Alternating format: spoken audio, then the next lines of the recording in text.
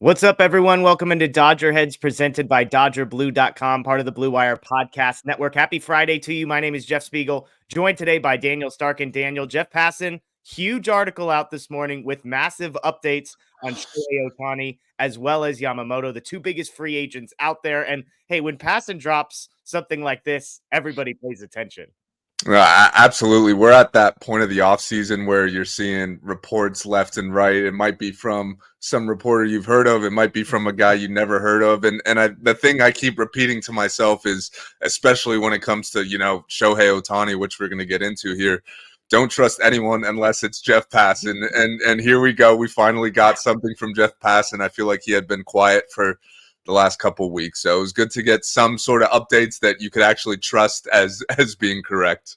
Yeah, I get tons of people sending me direct messages or tweeting at me and saying like, "Hey, did you see this? Did you see this?" And I've long said I don't believe anything that I read about Ohtani. He is an intentionally private person. Nobody seems to know anything.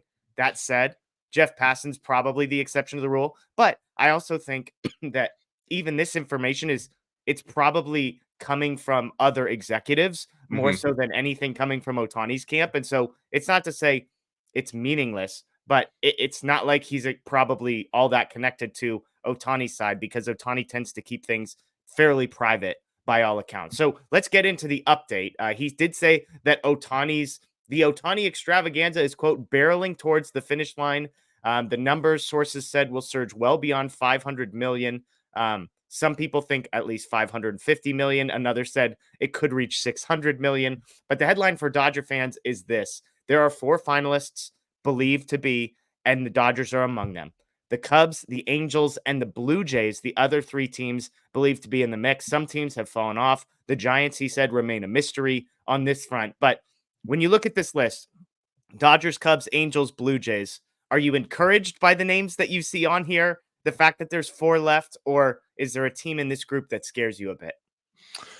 This honestly makes me feel really encouraged, and I know I'm never gonna get too excited until we get the notification that it's a done deal. But to me, like going into the offseason in the last couple weeks, these aren't really the teams I've looked at as like the biggest threats. Like Yeah. I think the Giants, the Rangers, the Mariners, those were kind of the teams that I viewed as the biggest threats. They're all West Coast teams. They're all trying to compete. They all have at least solid enough teams where it could be at least a little appealing to Ohtani. To me, none of these are that appealing. If you ask me, like I don't think anyone expects him to go back to the Angels. That wouldn't make any sense. So I get why they're there. They're going to chase him to the very end, but I don't really view them as much of a threat. And then the Cubs and Blue Jays, first of all, they're not West Coast teams. One of them's in a completely different country, and they're just kind of mediocre teams that don't have much of a direction. And if they're spending a ton on Ohtani, they don't have much room to improve elsewhere. So I look at the Dodgers as much better options than them, not only for winning, not only for marketing in LA, but for the ability to find a home and be somewhere where he could compete for years to come. Yeah. So I get, the Cubs and Blue Jays might have really strong offers, and I would expect the Dodgers to be in the same neighborhood, so that shouldn't be an issue. So with that being said, I just think the Dodgers are the best option. But like you said, Ohtani's a wild card. We have no clue what he wants. But to me, not seeing the Rangers, not seeing the Mariners and the Giants, that was encouraging for me. You and I might look like idiots a week from now with what we're saying, but I'm in Yeah. complete agreement with you. The teams that I was most afraid of were the New York teams. It was the Texas Rangers. It was the Seattle Mariners. Like those were the teams that I felt like, A, you're not really worried about the financial piece. They could hang with them. And they're teams that there's a reasonable likelihood of success. The one thing we seem to know about Ohtani is that more than anything else, he wants to win. Look at the four teams on this list: Dodgers, Cubs, Angels, and Blue Jays, and ask yourself, is anybody else even in the same stratosphere as the Dodgers when it comes to winning? Like, if it's a money thing, the Dodgers are going to be able to match top dollar. We saw it with the Aaron Nola bidding sweepstakes. They were right there. They had the best offer, actually, when you looked at average annual value. So while the Cubs, Angels, and Blue Jays, like these teams might be able to compete financially, he's been with the Angels. They haven't won anything. The Cubs like have a new exciting manager, but it's like, congratulations, you won 83 games last year, and there's not like an obvious path forward. Their best offensive player and arguably their best pitcher are both free agents this offseason. And so what's the pathway forward for them? The Blue Jays, I think, are a good team. 89 wins last year. They have some nice young talent. But to your point, it seemed like the West Coast mattered to them. At some point, you can't get further from the West Coast than going up to Toronto, it feels like. And so I just don't see how any of these other teams make sense. Now, all that said, I put my confidence level still very low at anything happening because I just don't think the traditional things that matter normally, like the things that's like, well, are the Dodgers going to be able to pay? Are they going to be competitive? All those things are obvious yeses. I just think with Ohtani, it's possible he's going to make a decision based on factors that the Dodgers just have no control over. Yeah, exactly. And I think I'd say out of this list, the Blue Jays are probably the biggest threat in my opinion. And even with that being said, like I don't think they have the spending power quite like the Dodgers or the Mets or the Yankees, etc. So yeah, maybe they could afford to give Ohtani $50 million a year, but then 2 years down the line, when Vladdy is hitting free agency, when Bo Bichette is hitting free agency, when some of their young pitchers are hitting free agency, are they going to lose all those guys just because they signed Ohtani? And if that's the case, then they're not really set up to win long term the way it might look right now.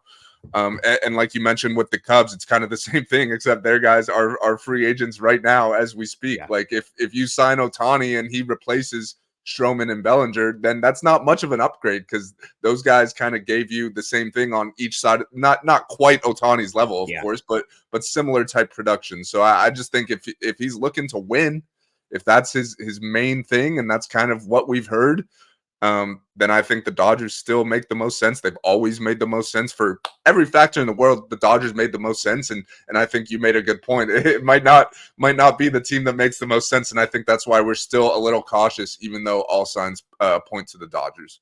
Yeah, absolutely. Well, let's shift to the other massive free agent, Yoshinobu Yamamoto, the best pitcher on the market. Some tidbits from Jeff Passan about Yamamoto as well.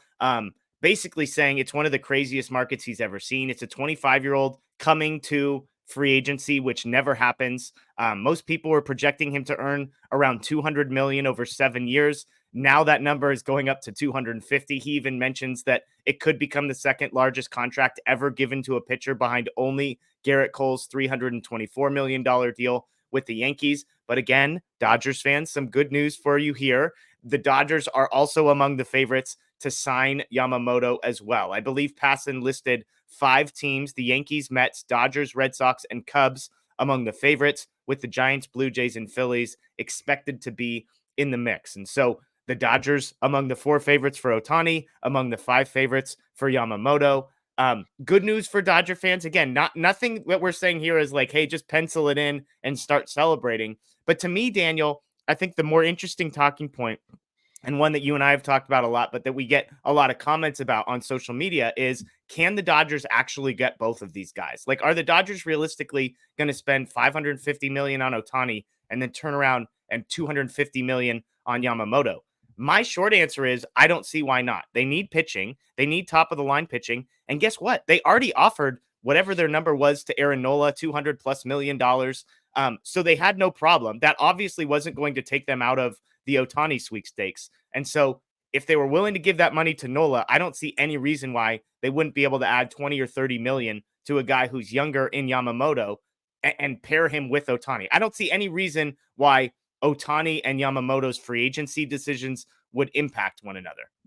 No, I think you made a couple good points there. First, like, Ohtani's not going to be pitching this season, and we know the Dodgers need starting pitching. We know they need at least one frontline starting pitcher.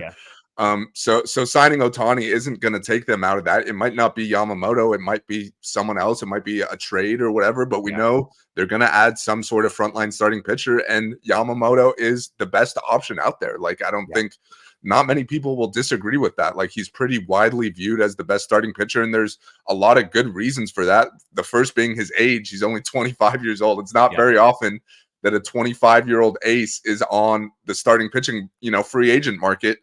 And I think that's why we're going to see the number get as high as it does. Like, why wouldn't? And first of all, every team needs starting pitching right now, and this is the best guy out there. So why wouldn't you chase after this guy who's young, who's really good, and is going to be good for the next decade? So I think that's why the numbers, going to get so high. And if you look at the other starting pitching, contracts we've seen across the league, like Luis Severino just got, I want to say like a $14 million 1-year deal. He was the worst pitcher in baseball last year. Lance Lynn got 10 million or whatever it was. He was one of the worst pitchers in baseball last year. So it's a great winner to be a starting pitcher. So I don't, I don't have a problem with Yamamoto's contract getting as high as it's gonna. There's a lot of teams in the mix. It's probably a true bidding war at this point. Kind of not, a little different than Ohtani's, where his number is the number, and whatever team matches that, like, he'll decide on other factors. I think Yamamoto might come down to who's offering, the highest number, and I expect the Dodgers to be in the mix. We'll see if they end up getting Ohtani, then maybe they're not willing to go to 300 mil or whatever for Yamamoto. But like you were saying, they have they have the money to do that if they want, and I think, to me, it makes a ton of sense.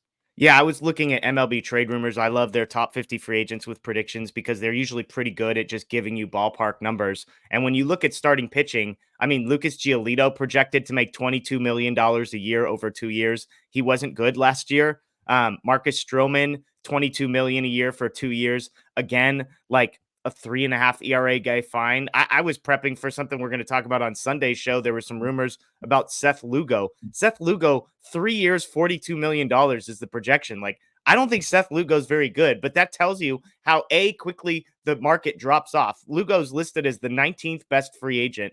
And again, this isn't a Seth Lugo video, but my point is, it shows you how big of a gap there is between the elite starting pitching and the second tier, which is also going to cost you money. And so when it comes to Yamamoto, if it costs you, double to go get a guy who's in his prime, will be in his prime. I mean, it's the thing that you have to remember about Yamamoto is most of the time when you sign a free agent, you're just adding on 3 really bad contract years at the end that you just know you're going to have to swallow. That's not the case with a 25 or 26-year-old. I mean, there are 32, 33-year-olds hitting the market again right now that are going to make 22 million. And so if you can get a guy for a 7-year deal, and basically all 7 of those years are going to be in his prime, that's a pretty valuable thing. And so, again, the headline here, Dodgers among the favorites to sign Ohtani, among the favorites to sign Yamamoto. And it sounds like, Daniel, we agree that these two things aren't mutually exclusive. Like, both of them could happen. One of them could happen. Neither could happen. But I don't think one decision will necessarily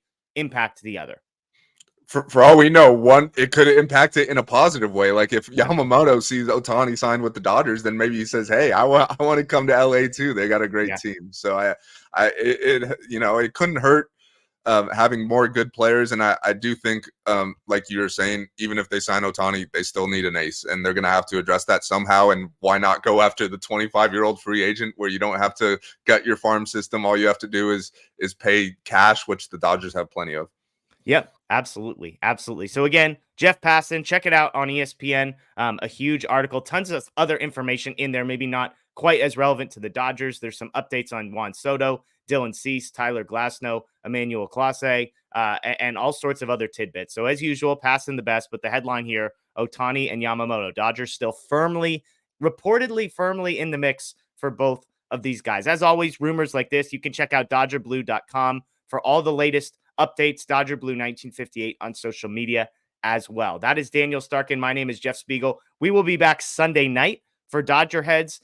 Make sure to check us out. I believe 7:10 is the plan for this week. So set the clocks. Make sure you join us for that. Tons of other rumors. There's Seth Lugo rumors, Jock Peterson rumors. We'll get into all that. We might even have some more info on Ohtani and Yamamoto by the time that live show starts. So enjoy the rest of your day, folks. And as always, go Dodgers.